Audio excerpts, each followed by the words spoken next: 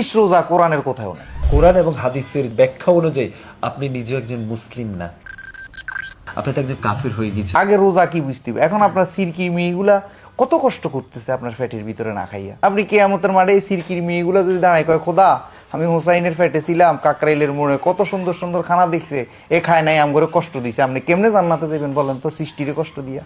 রোজা আপনারা এই মিডিয়াতে বিভিন্ন জায়গায় লেখা আছে সিয়াম সাধনার মাস। সাধনা না খাওয়া কি এক জিনিস? কত হইলো একটা প্রশ্ন রাখলাম, লেখা আছে সাধনার মাস। আচ্ছা, সৃষ্টিকে কষ্ট দিয়ে কোনো ইবাদত আল্লাহর দরবারে নাই আছে? তাহলে আপনার ভিতরে যে সির কিরমি হুজমি ফোকাগুলো আছে, এই আপনি হোসাইনের ভিতরে এগুলো থাকে, এখন সুস্বাদু খাওয়া দেখি আপনি এগুলো যে কষ্ট দিচ্ছেন সারাদিন না খাইয়া। এবং কি আমার চেয়ে বেশি সুন্দর লাগে সুদের টাকা কামাই, ঘুষের টাকা কামাই, হে একটু ফানি খায় না সারাদিন, কিন্তু ওই সুদের টাকা ঘুষের টাকা দিয়ে শরবত খায়। তাইলে এটা রোজা হইলো? আগে রোজা কি বুঝতে হবে। এখন আপনার সিরকির মেয়েগুলা কত কষ্ট করতেছে আপনার ফ্যাটের ভিতরে না খাইয়া। এখন রোজা কি আগে সেটা বুঝতে হবে। আপনি কিয়ামতের মাঠে এই সিরকির মেয়েগুলা যদি দাঁড়ায় কয় খোদা আমি হোসাইনের ফ্যাটে ছিলাম কাকরাইলের মোড়ে, কত সুন্দর সুন্দর খানা দেখছে, এ খায় নাই আমগরে কষ্ট দিছে, আপনি কেমনে জান্নাতে যাবেন বলেন তো সৃষ্টিরে কষ্ট দিয়া। সারা পৃথিবীর কোটি কোটি মানুষ যারা মুসলমান, তারা পুরো দিনের বেলায় উপাস থেকে তারা রোজা রাখছে কোনো কিছু না খেয়ে আল্লাহর জন্য, তাহলে এটার ব্যাখ্যা আপনি ভিন্নভাবে দিচ্ছেন। কোনো ভিন্ন ভাবে না। শুনেন, এই দেশের মধ্যে যে ইসলামটা প্রতিষ্ঠিত হয়ে আছে বর্তমানে, সেই ইসলামটা ইয়াজিদের বানানো ইসলাম। সেই কারণে আমাদের সুফিবাদের সাথে, আমরা যারা অলিয়া উলিয়া মুখী, ওদের সাথে আপনাদের সাথে এই ইসলামের সাথে কোনো মিল ফলে না।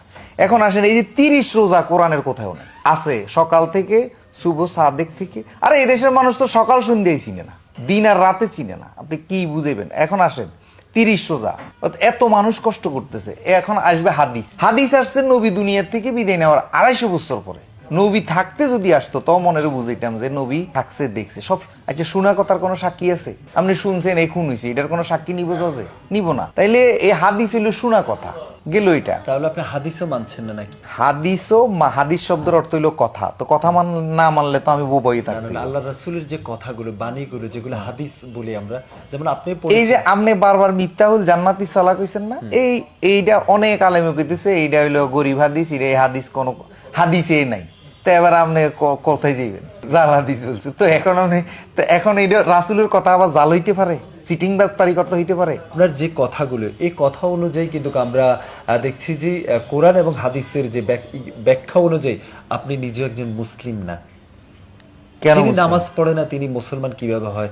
যিনি রোজা রাখে না, আল্লাহর বিধান মানে না, তাহলে আপনি কোন বিধানটা মানছেন আল্লাহর? বলুন, কোন বিধানটা মানছেন আল্লাহ? আমি আল্লাহর বিধান মানছি হলো সৎ পথে থাকা, কারো ক্ষতি না করা, উপকার করতে না পারি, মিথ্যা কথা না বলা। আল্লাহর বিধান হলো এগুলা, আর কিছু না। আল্লাহর বিধান হলো মিথ্যা কথা না বলা, আপনার হাত পাও মুখ দ্বারা কারো যেন ক্ষতি না হয়, এগুলো হলো আল্লাহর বিধান। এরপরে সুদ না খাওয়া, পরের হক নষ্ট না করা, পরের নারীর দিকে কুনজরে না তাকানো, এই আল্লাহর বিধানগুলো। এই ভুল ব্যাখ্যার কারণে এই হিসাবে তো আপনি মুসলিম থাকতে পারেন, আবার অস্বীকার করার কারণে আপনি তো একজন কাফির হয়ে গেছেন, মুসলমানের জায়গায় নেই। আপনার দৃষ্টিতে যদি আমি কাফের হই, শকর বলে কেন? আমার দৃষ্টিতে না, কোরআনের দৃষ্টি কখনো না। আমি ওপেন চ্যালেঞ্জ করতেছি।